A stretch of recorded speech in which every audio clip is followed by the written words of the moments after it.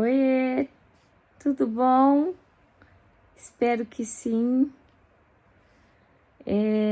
Ontem, gente, o vídeo que saiu cedo era para ter saído anteontem, mas como tava chovendo, tudo nublado, o tempo tava muito feio, não carregou o vídeo, ele só foi carregar madrugada. Por isso deu essa atrasada na publicação do livro e ficou o anteontem sem. Mas, enfim, e eu prometi no vídeo de ontem que eu ia contar uma coisa que eu não tinha contado ainda, porque por questões assim de segurança mesmo. E hoje eu acho que eu já tô preparada, né, para contar sobre isso. Eu tô gravando esse vídeo deitada, gente, porque aqui tá bem fresquinho. Parece que tá saindo um solzinho assim, mas tá fresquinho e eu tô coberta e cheia de gatas perto de mim. Aqui tem duas, lá aqui tem mais duas, o peru tá aqui, a neném tá ali, Luna e Tissuru. Tissuru sempre dorme aqui, gente. Lembram que ela foi abandonada na rodoviária, bem bebezinho, quem conhece o canal da época, ela foi abandonada bem bebezinha, a gente achou até que ela não ia sobreviver, e aí ela sempre dorme aqui. Então, gente, o vídeo de ontem, eu publiquei, contei e li algumas coisas sobre a Operação Sangue Frio, que ficou conhecida no estado como Máfia do Câncer.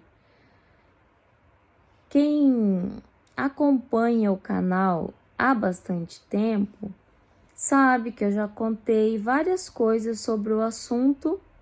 Ontem eu fiz questão de ler na íntegra algumas coisas, mas tem uma história que eu acho que eu não tinha contado, até por segurança e também porque a equipe que atende aqui no Mato Grosso do Sul, no meu convênio, é uma equipe que tem pessoas daquele meio ainda.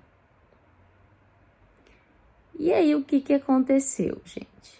E se você não acompanha o canal há bastante tempo e tá aqui assistindo, eu vou pedir para você se inscrever no canal, se inscreva, faça esse favorzinho para nós, para o canal crescer. Aí você vai poder ficar sabendo de várias coisas que acontecem no meu dia, várias coisas sobre o tratamento, informação sobre câncer de mama, tratamento, reações, dicas e etc, ok? Foi assim, depois que eu terminei a quimioterapia, bom, vou retroceder um segundinho. Quando eu fiz a cirurgia,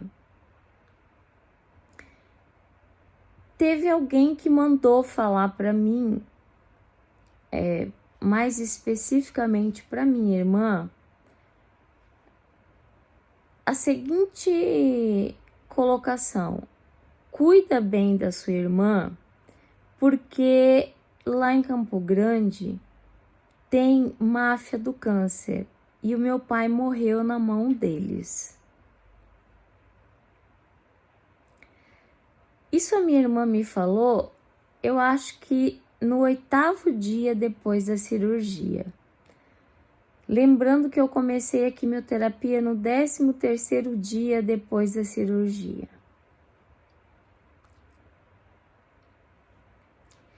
Quando a minha irmã falou isso, eu desmoronei assim, porque eu não sabia dessa informação.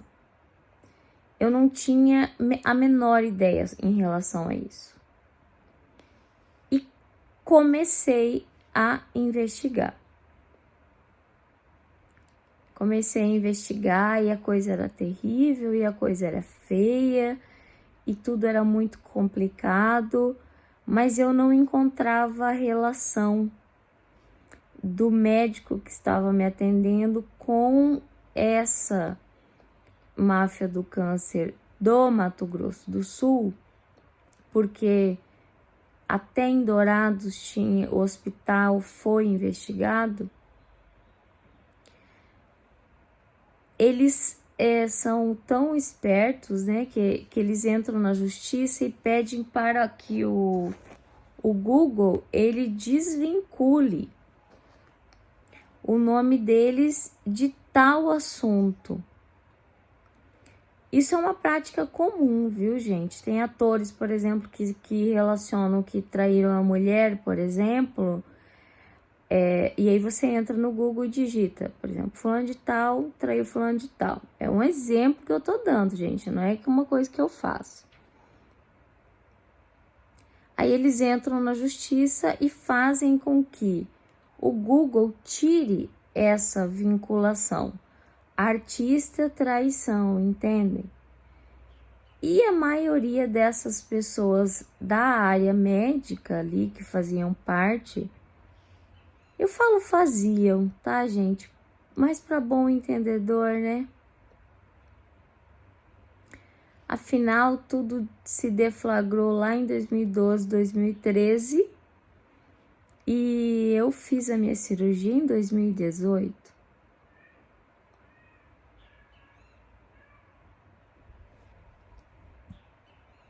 Peta! Vem cá, Peta! Tá me ouvindo falar e tá achando que é com ela. Aí, gente,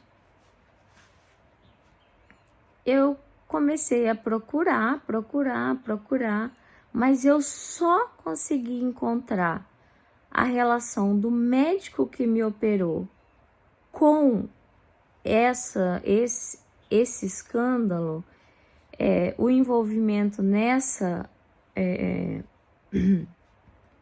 coisa que ficou conhecida como Operação Sangue Frio e Máfia do Câncer, quando eu já estava fazendo a quimioterapia.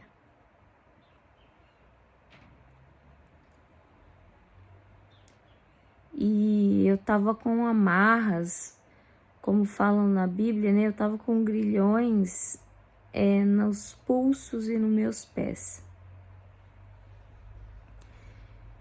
Aí eu peguei, descobri, daí eu já fiquei, né? Já estava para acabar a quimioterapia, eu fiquei completamente desnorteada. E quando ele me mandou para a radioterapia, na mesma clínica citada nas reportagens, apenas mudaram de nome, sabem?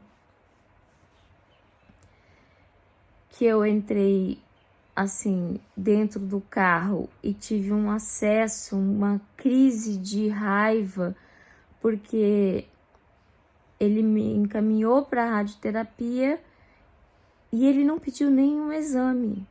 Ele não pediu sequer um exame. Eu supliquei por pelo menos, olha, na época, minha ignorância, né? Eu supliquei por um exame de imagem, por uma ultrassom. Eu queria fazer uma ressonância, eu queria fazer uma tomografia.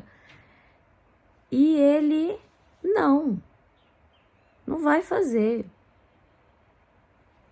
Porque eu falava que eu sentia que tinha alguma coisa errada. Eu sentia uma coisa no meu tórax, eu sentia que tinha alguma coisa errada. E ele se recusou a passar exame e depois de muita insistência ele passou um raio-x.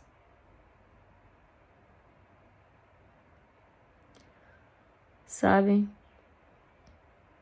E que futuramente, depois eu fiz um PET scan e eu tava com linfonodos no tórax de até 7 centímetros em plena atividade. E muita gente até me pergunta sobre eles. E é assim, gente, com a medicação, eles apagaram. Eles não apareceram mais. Tinha 7 centímetros o maior, 4 centímetros o menor. Depois de um tempo, depois de um ano, eu refiz o exame, apareceram de novo. Então, trocamos a medicação.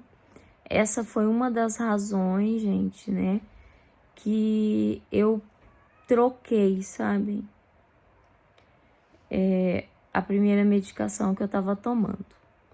E depois que eu saí desse médico e tava sendo recusada nos hospitais fora, como eu pedia, mandei minha documentação lá para São Paulo, por os centros de referência de São Paulo, mandava para Barretos pedia ajuda para tudo, para todos, de qualquer maneira, e eu não conseguia. O que aconteceu? Aparecem anjos no nosso caminho, né? Eu sempre falo disso. Mas também aparecem pessoas que são enviadas não por anjos. E apareceu uma pessoa no meu caminho e falou assim: eu fiz tratamento com o fulano, e o fulano ele é chefe de uma equipe tal, e ele é muito influente, ele oferece os melhores tratamentos, são as melhores coisas, etc. E bababá. Coincidentemente, essa fala dessa pessoa não me chamou muita atenção. Mas coincidentemente, no mesmo período, uma pessoa falou desse mesmo médico para minha mãe. E a minha mãe disse assim: diz que ele é muito bom, ele é um médico muito bom, porque não sei o que, e porque isso e porque aquilo. O que é que eu fiz? Até tem um vídeo gravado aqui no canal, eu indo na clínica atrás dele. Eu peguei e falei: então eu vou nesse doutor, porque quando eu fui puxar a capivara dele, só tinha o sobrenome dele, e o sobrenome dele não tinha nada assim que pudesse me chamar a atenção. Aí, gente, eu completamente fragilizada, já era o terceiro oncologista que eu ia na capital, e existe sim um corporativismo nessa área, principalmente em pequenos centros, porque a capital do meu estado não tem 1 milhão de habitantes. E um médico conhece o outro. E na capital e no estado tem 3 grandes grupos de médicos. E eles se protegem. Os grupos se protegem. Caí nas mãos de um outro do mesmo grupo. Fui para consulta. Eu chorava muito na época. Eu chorava muito porque eu sentia muita dor. E tudo que tinha acontecido comigo, e tudo que eu tinha descoberto, tinha me desmoronado, tinha acabado não com a minha vontade de lutar, entenderam? Mas tinha acabado com a minha crença, com a minha confiança de que pudesse existir um tratamento humano no câncer. E eu fui apostando todas as fichas nesse médico. Porque afinal ele tinha sido muito bem recomendado, né? Por 2 pessoas. Logo que eu cheguei, eu fui atendida, a clínica, assim, bem legal, sabem? Bastante gente, mas lá tem várias especialidades. entrei para consulta e quando você entra para consultar, o médico ele quer saber da sua vida. Por que você tá lá? Você fez cirurgia? Ótimo, mas por que você não tá acompanhando com quem fez a sua cirurgia e com quem fez o seu tratamento oncológico? Agora eu conto isso querendo rir da minha cara. Mas na época, gente, quando eu soube, eu saí chutando pedra. Eu queria roer toco, sabem aquela frase, roer toco? Eu queria encontrar um tronco de árvore e cravar meu dente, roer até derrubar, sabe, gente? De tanta raiva e de tanta coincidência o que aconteceu. Porque ao contar sobre o meu caso, eu falei, doutor, e aí eu caí nas mãos do que eu chamo de máfia do câncer, doutor, porque eles estão atuando ainda. Eles estão atuantes, eles fizeram tudo o que eles fizeram aqui no estado, ninguém foi punido. E o meu tratamento não foi aquele tratamento normal. Não foi normal, doutor, não foi um protocolo normal, eu já pesquisei. O meu protocolo não existe. E não é porque eu sou leiga que eu não tenho que entender disso, falei para ele. Eu sou uma pessoa que eu tenho pós-graduação na área de pesquisa. Eu não sou uma pessoa leiga. Eu não sou uma pessoa desinformada. Eu sou uma pessoa que busca, que pesquisa. Eu tenho vários artigos publicados, doutor, na internet, querendo afirmar para ele o que eu tinha descoberto. Falei para ele assim, de todas as coisas que eu tinha descoberto, inclusive que eu fui fazer quimioterapia e era uma prática do médico ele não deixar você fazendo quimioterapia do lado de outro paciente, para que estes pacientes, hoje eu sei, não trocassem informações. E por um milagre, um trabalho de Deus, né? Na época eu não estava conversando com ele, mas eu sei que foi coisa dele isso. Uma mulher não pôde fazer a quimioterapia dela num horário tal, num dia tal, e teve que reagendar para o dia que eu estava fazendo. E ela estava fazendo a quimioterapia e estava com cabelo tranquilo, beleza. Eu já estava careca, completamente careca, já era a terceira quimioterapia, e ela perguntou uma coisa pro meu marido, porque eu estava num estado tão caótico que eu chegava a tomar quimioterapia, eu já não falava mais com o médico, eu já nem queria perguntar nada, eu me encolhia e lá passavam seus 4, 5, 6 horas de quimioterapia. Sem conversar com ninguém, sem aceitar nada, eu levava minha água, sabem? Prostrada, entregue assim completamente. Lutando, mas entregue. E ninguém me tirava daquela situação. Aí, essa senhora perguntou pro meu marido o que ela tá tratando, que câncer que é, o que é. E o meu marido, ele não é nada discreto. O Gerson, ele virou e falou pra mulher, mas a senhora... Eles estavam conversando. Aí, eu ouvi só ele falando assim, mas a senhora tá fazendo químio e tá com o cabelo, não caiu? E ela falou, não, isso daqui é uma peruca natural, porque deu recidiva, é uma peruca natural, então... Aí ele falou, nossa, mas é bem natural mesmo, porque não parece, não sei o quê. Olha, falou pra mim.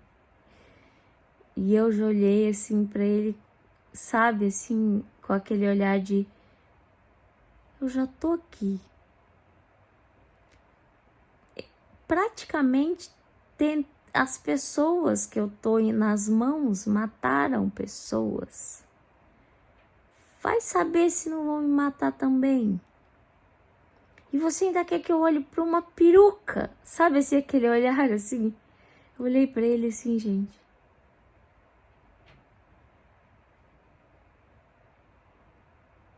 Nonsense. Imagine uma pessoa que é nonsense, ele. Então eu virei e olhei para ela. E aí, pelo fato de eu olhar para ela, ela se sentiu no direito de conversar comigo, né? Você troca um gesto com uma pessoa, a pessoa se sente no direito de conversar com você. Não tô fugindo da consulta, tá, gente? Isso tudo vocês imaginando, eu contando para o médico. Que os integrantes da operação,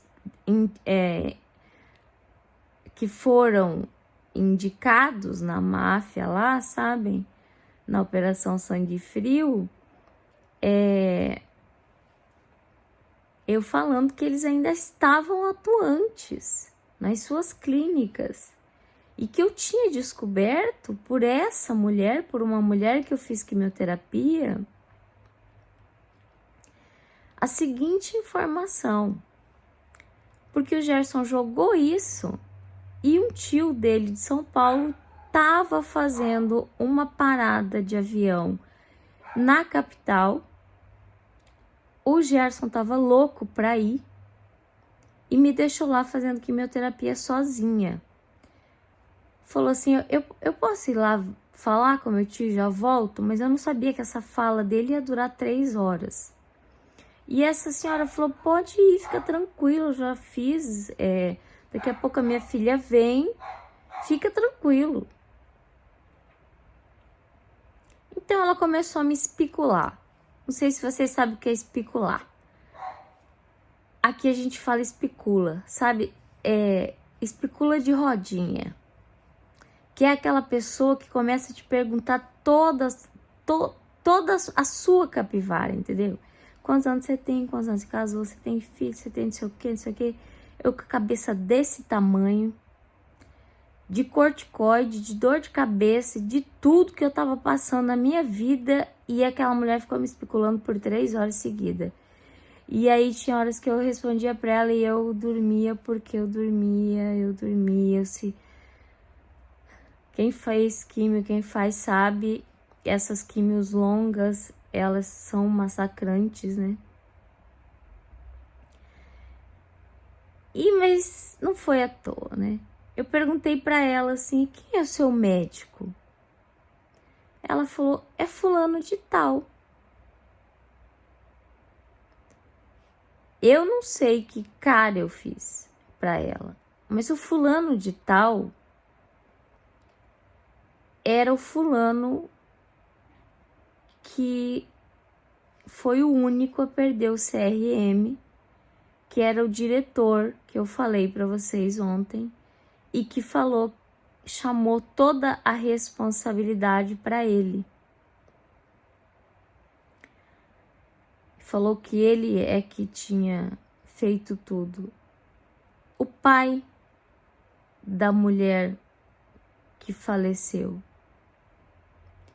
o considerado cabeça da máfia do câncer, vulgo Operação Sangue Frio. O médico dela era ele. E aí eu virei e falei assim, sério?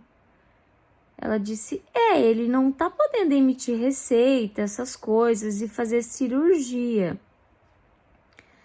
Mas ele atende na clínica dos amigos e os amigos emitem carimbam os pedidos, emitem as receitas. Essa informação, gente, nem a polícia sabe. Se sabe, não divulgou. E que vai ficar registrado aqui nesse vídeo hoje. Afinal, não estou citando nomes, né? É assim que funciona no Brasil. Você não cita nomes, então subentende-se que você não está falando de ninguém. Ele é um excelente médico, ela falou para mim. Só que ele não pode fazer cirurgia, né? Por causa daquele escândalozinho. E era uma mulher de posses. Você via que ela era uma mulher de plano de saúde top. Era uma mulher de bolsa de grife, roupa de grife. Ele só não tá podendo fazer a cirurgia mais em hospital tal, onde algum amigo, colega dele opera, ele acompanha. Esse hospital que ela citou é o hospital que eu operei.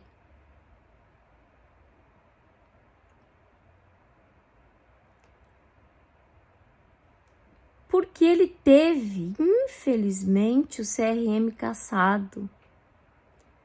Não sei o que lá. Ele é um bom médico. Ele é meu médico, foi meu primeiro médico, continua sendo. Mas não pode assinar e não pode operar. Mas os amigos dele aí ele atende na clínica, ele indica, os amigos carimbam. E quando opera no hospital tal e tal, ele vai, ele acompanha, só não faz quando né, em tal lugar, como se eu ali soubesse que existiu tudo isso, que existe tudo isso, e estava conivente porque eu estava com aquele médico monstro. E fingir normalidade para mim é uma coisa que é como você pedir para eu contar uma mentira. Eu sou aquela pessoa que com certeza vai ter um chilique, vai começar a tremer, se morder, vai começar a estralar o dedo e começar a rir de nervoso. Manter ali diante dela uma posição de que aquilo era uma normalidade, sendo que eu estava querendo explodir aquela clínica, sabe? Explodir tudo. Por tudo que eu tinha passado, por tudo que eu estava passando e caído nas mãos de pessoas que eu não conseguia sair porque não aceitavam. A minha família não aceitava que eu interrompesse a quimioterapia, a minha família não deixava e não me tiravam. Mesmo sabendo, eu contando tudo que eu tinha descoberto.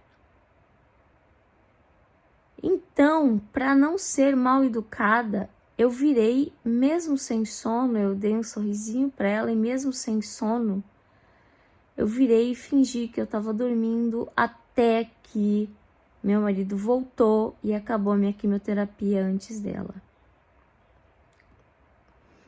E foi aí que eu descobri que, na minha cabeça, pelo menos quem perdeu o CRM, quem era a cabeça de tudo isso, estava, né, sem atuar, né, gente? E não, ela falou com todas as letras o nome do chefe da máfia do câncer, que era o médico dela. E que fazia isso. Isso eu contei para esse médico novo que tinha me indicado depois que eu terminei a químio, que uma pessoa que eu conhecia disse que era o melhor, era super legal, tinha várias influências no estado, conseguia tudo muito rápido, exames, pela influência e por ele ser chefe de um grande grupo. Isso tudo eu contei para ele. Sabe, gente, ele não se comportou como um médico se comporta na minha frente. Ele tremia mais que vara verde. Ele suava, tinha ar-condicionado, tava frio. Ele ligou o ar-condicionado, ele suava, ele tremia.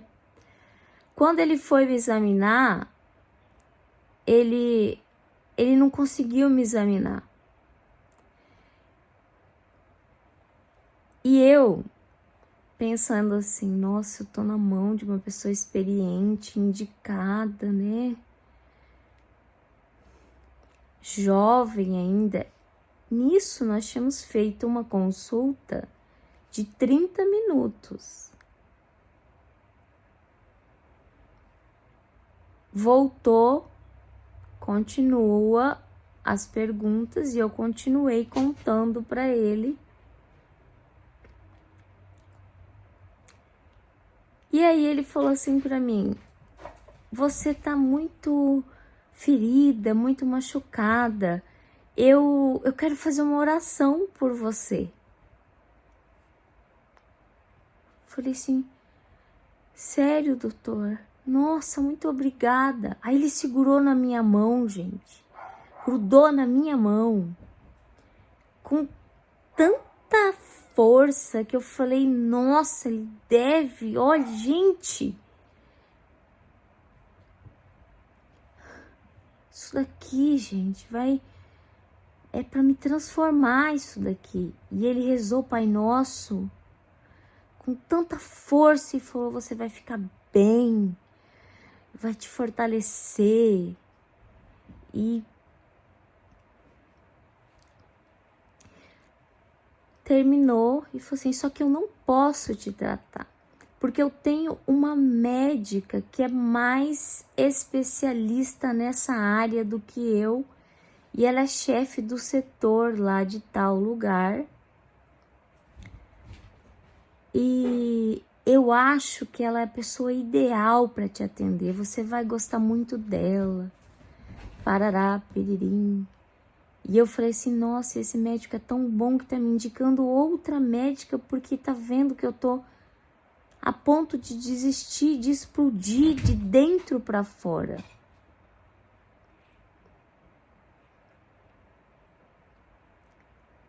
Saí de lá, contei pro Gerson, contei pra minha mãe e falei, me encaminhou para uma médica diz que é a melhor, é a chefe do setor lá de câncer de mama e tá. Beleza. O que é que eu não tinha feito a respeito desse médico? Puxar da capivara do jeito que eu puxei dos outros. Nos meandros, sabe? Sabe assim, nas partes mais escondidas da internet. Não naquela dark web lá, não, mas fuçar mesmo. Aí, gente, quando eu ainda estava no carro voltando para a cidade, voltando para Rio Verde, com o encaminhamento em mãos, eu digitei o nome completo dele com o sobrenome do diretor acusado de ser o mentor, né? O chefe da máfia do câncer do Mato Grosso do Sul. E vocês não vão acreditar no que eu vou contar.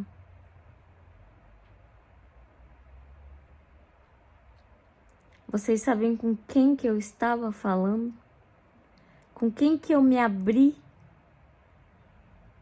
Com quem que eu contei tudo que eu sabia? Porque eu estava achando que eu estava indo para as mãos de um médico digno que ia me tratar. Eu estava falando com o genro do cabeça, do diretor, do chefe da máfia do câncer do Mato Grosso do Sul. Esse médico começou a tremer e suar no inverno porque ele era genro e ele foi citado também como um médico que recebeu super salário, porque o diretor beneficiou pessoas da família. Lembram que eu li na notícia? Além dos outros que ele envolveu, né? Que o médico, o monstro, não era parente dele, eu acho. Eu tava falando com o genro do gerente do inferno, gente.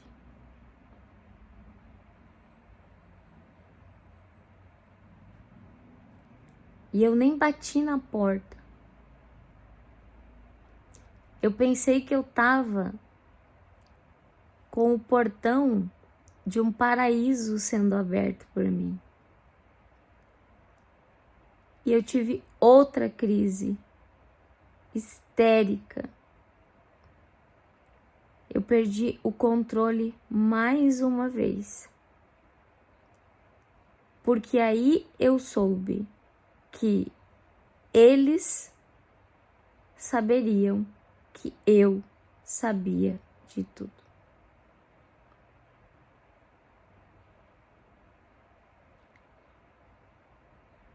E nessas horas você escuta, viu? Eu falei, não era pra você fazer isso, falar pra ninguém, viu? Eu falei que não era pra isso, pra aquilo. Mas eu não contei que eu tinha um canal no YouTube, né? Não contei que eu tenho vários documentos. Mas eu contei tudo. Que eu tinha descoberto, por que eu saí, que coisas tinham acontecido, que o médico não queria me passar exame, que no PET scan que eu fiz deu isso, que eu queria um médico para me acompanhar, para me indicar uma radioterapia IMRT, que eu ia pedir nem que fosse na justiça.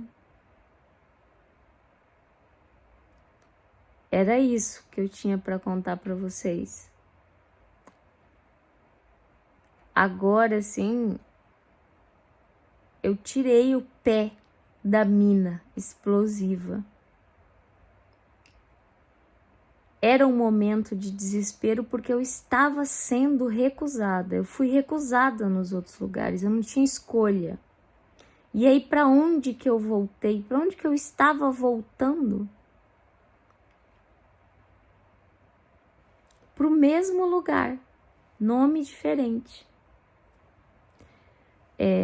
Essas pessoas não controlam mais o hospital citado, né? Ontem, no vídeo, e o hospital, um dos, né? Porque foram 4 ou 5 hospitais envolvidos e citados. Eles não estavam mais nisso. Em alguns, não, né? Mas eles estavam sob o comando, não, eles estavam no comando do hospital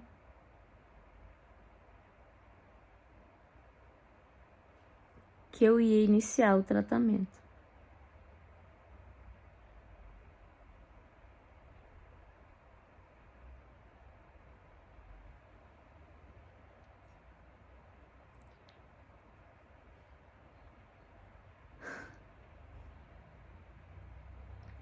Alguma finalidade teve tudo isso, não é, gente?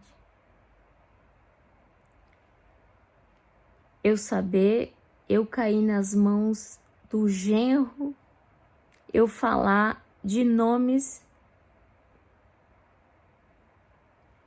para uma pessoa que estava envolvido, tanto ele como a mulher.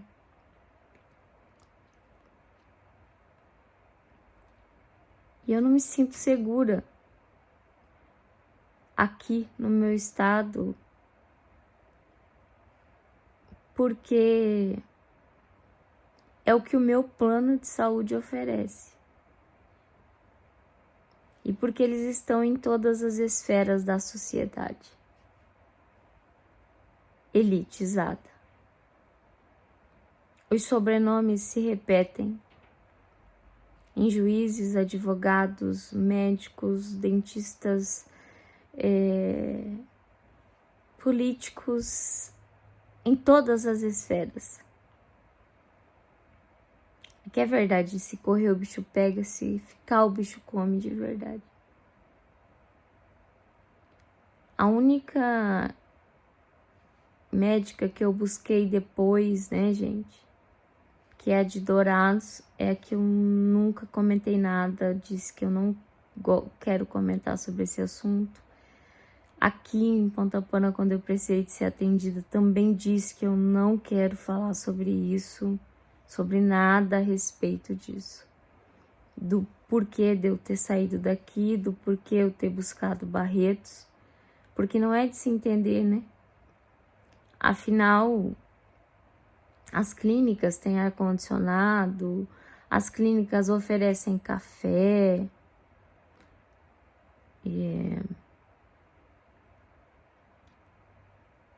oferecem a radioterapia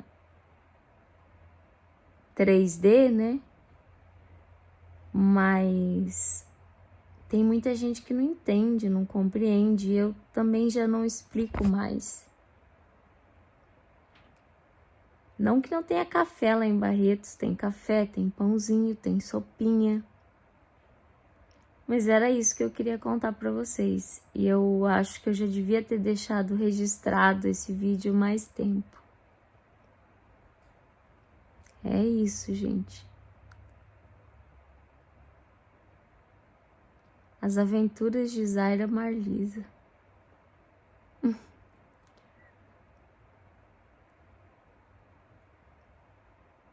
É um Davi, né?